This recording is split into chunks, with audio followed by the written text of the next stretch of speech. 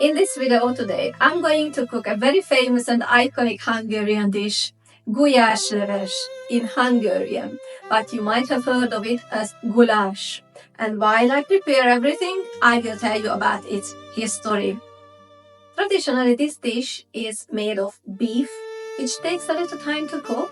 So let's jump in and prepare everything quickly.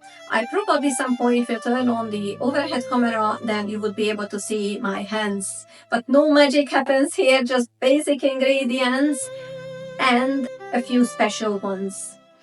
I'm going to prepare the base first. You would need 4 bigger onions, peeled and chopped. Then 2 slices of bacon and beef, roughly a kilo. This is a kilo and 200 grams, but you can use a kilo also for a pot size like this. Please try to use a pot that has a little bit thicker wall, not the thinnest kind of. You will need a few spices. I will tell you what, but first I have to start preparing. I want everything on the stove to cook while I prepare the rest of the vegetables. A few words about the bacon. I live in the UK, and in this country I can't get smoked enough bacon. In Hungary, our bacon is a lot smokier than everything I could buy here, or anything I could buy here. So if you can put your hands on some real Hungarian smoked bacon, then please do, because that would be more authentic. For now, I only can use just what I can buy in Tesco here. I like chopping out the fat because my children are really picky, and this dish is going to be our dinner. So I better hurry up because it's 2 o'clock already. Just try to cut small pieces of them. Sadly, this knife is not good. I need to buy a new knife, but I didn't have the time yet to research what should I buy.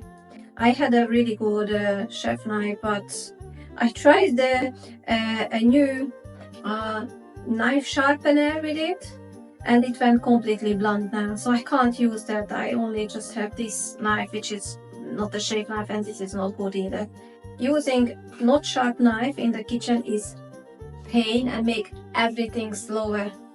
So I put the bacon in the pot with a little bit of oil. If you use fat as your grease, that's also fine. Now I prepare quickly the onions. Just peel them and cut them up.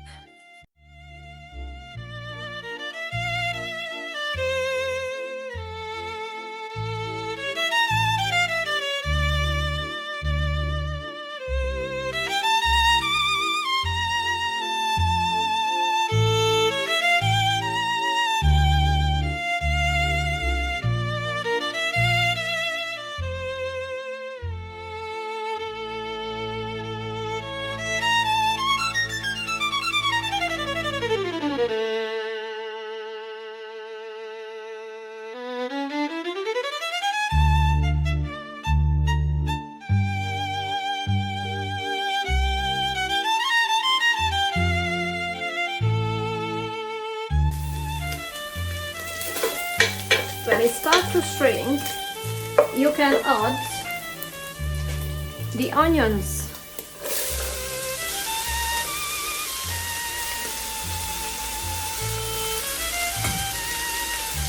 Add some salt.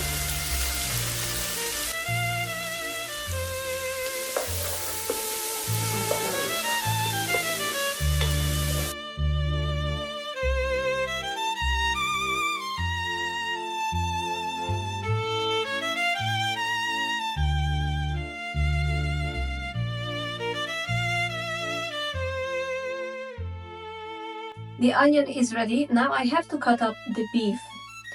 First, a few words about the spice I used. I used a special cumin. I couldn't find anywhere else in this country except the Polish shop. You might have Polish shops around you, or some Eastern European, Central European shops. You would be able to find this special cumin. This is not the normal cumin you can buy in Tesco if you live in a Western country. What you can find in Tesco, we would call it Roman cumin. But this is different. That's why I asked my friend in Hungary to set up an eBay account and put a few spices up there, and also paprika powder, Hungarian paprika powder, because it tastes different from what you can buy in the supermarkets. Also, if you want to create the original traditional flavor of this dish, you should stick to the Hungarian spices, which you can buy in that eBay shop I asked my friend to set up in Hungary, and I will put a link below in the description for that.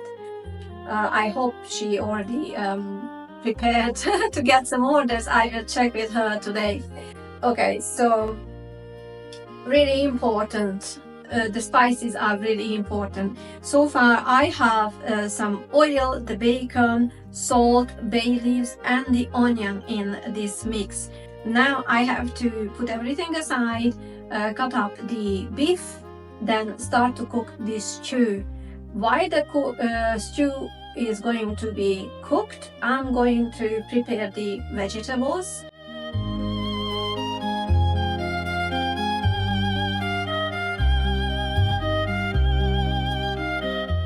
The meat is inside the pot and the stew starting to cook. Now I add some paprika powder from Hungary, from the lowland, or you would call probably the Great Hungarian Plain, where originally the people, the Gulyás people, who were originally a cattle man, basically, a person who took care of the cattle in the Great Plain in Hungary, we call orford. So this paprika powder came from that area. Oops. It is really important to use the same paprika powder, because believe it or not, the Hungarian paprika tastes different from the others. I think we have our own brands now, and they contain a lot more colorant and they taste different. I try to buy them in Tesco here, and I just was disappointed. So I find a way to get this paprika delivered for me here in the UK from Hungary. But you can order it from the eBay shop, or you might can find some on Amazon. Good luck, try it. So now I'm going to prepare the vegetables, just peel them quickly. I will need carrots, I will need, believe it or not, this is parsley root actually. So this is not parsnip, this is parsley root. I'm not sure whether you can get it in your country. I can't get it in the supermarkets in this country. We only have parsnip in Tesco and Sainsbury's, but I'm lucky enough that we have a Polish shop nearby, and I could buy the parsley root. Originally this is with parsley root, not parsnip. So now I will add some water to the stew and let it cook until half soft. When it's half soft, I'm going to add more water and I will add all the vegetables I'm going to prepare. I will need the potatoes, the parsley root, carrots, some tomatoes, garlic, parsley, obviously some black pepper, and I will need a small portion of a tomato puree. But I will show you everything when we get there. In the ancient times, when Hungary was still non-existent, but the Huns and the Magyars just went to that place that now called Carpathian Basin. They often had cattle, around the villages, and especially in the lowland or the Great Plain. I think that's how it is called on Google, which we call Arthur now. And the cattle people, the cattlemen who took care of the cattle, they had to eat something.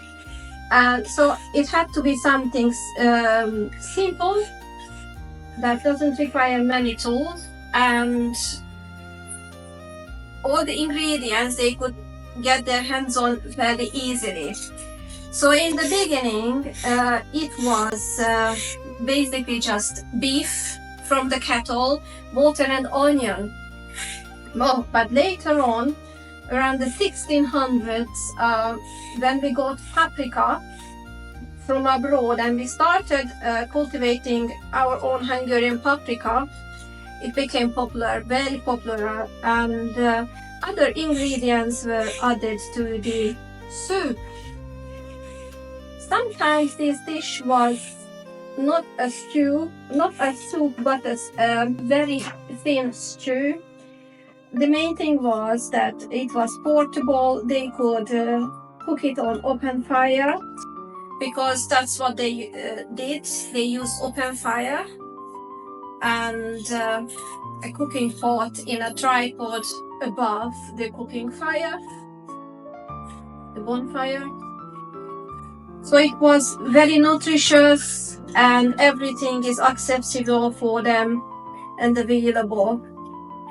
This we went to the Polish shop, my son and I, today to try to get some parsley root, but we got some, but it is not very fresh, so I have to use my knife to peel everything off. Yeah, I prefer when it is fresher, but what can I do? In Hungary, I could go to the marketplace. There are several of them in each city, and you can just buy very fresh ones that was produced locally. But here I just have to use what is available and be grateful that at least I could get some, even if it's not that fresh.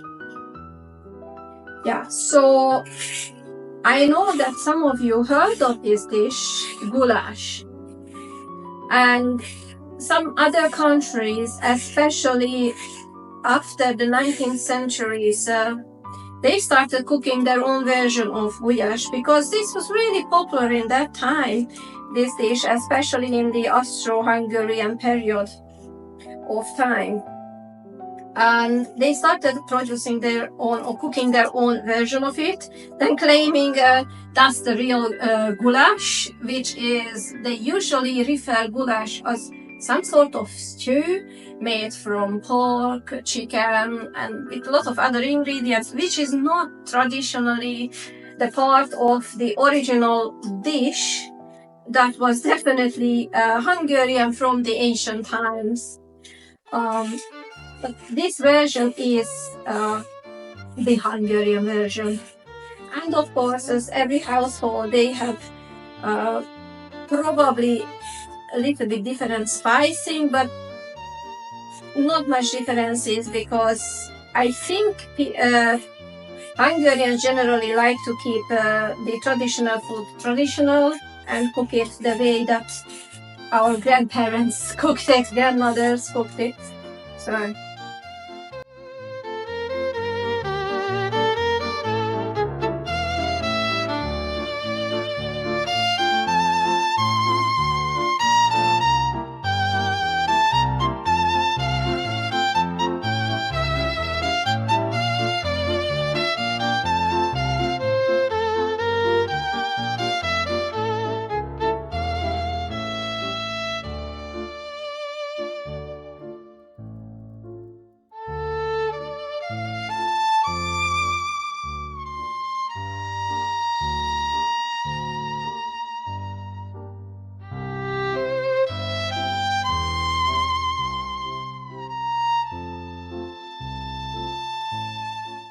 The stew is halfway ready.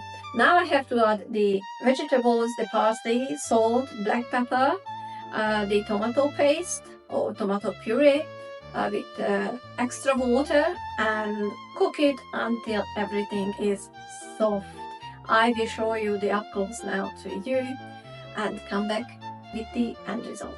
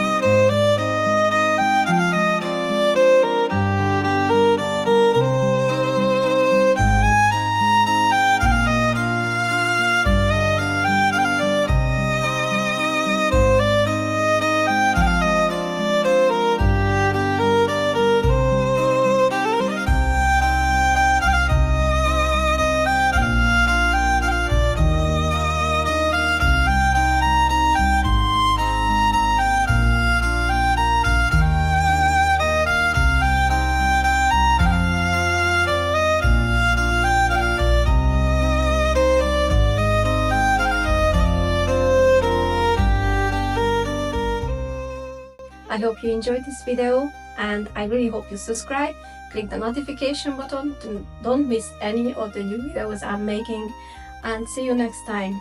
Thank you for being here. Bye.